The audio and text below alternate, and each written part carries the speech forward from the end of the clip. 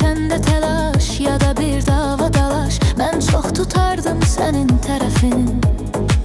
Gülürsən hələ də unutmamısan, bilirsən hələ də unutmamısan. Bunun adı ilk məhəbbətdir, sevirsən hələ də unutmamısan.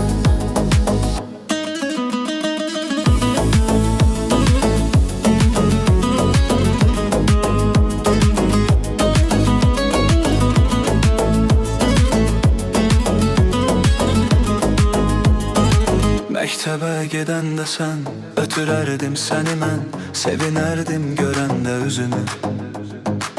Aşiqim nədir dərdi, gülüşün bəs edərdi, bir nazın vardı süzərdin gözünü.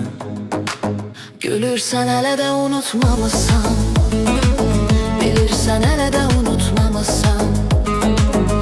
Bunun adı ilk məhəbbətdir, sevirsən hələ də unutmamısan.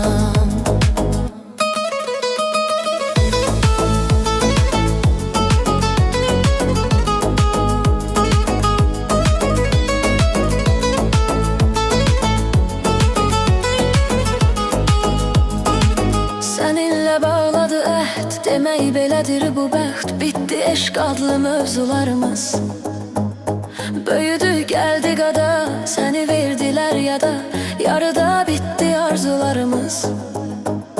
Gülürsən hələ də unutmamısan, bilirsən hələ də unutmamısan.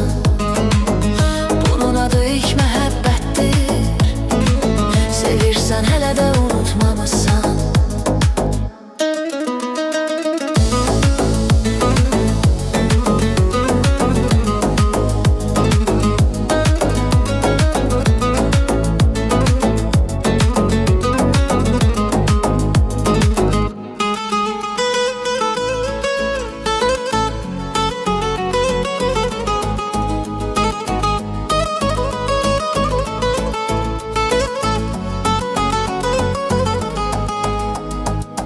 Gülürsən hələ də unutmamısan,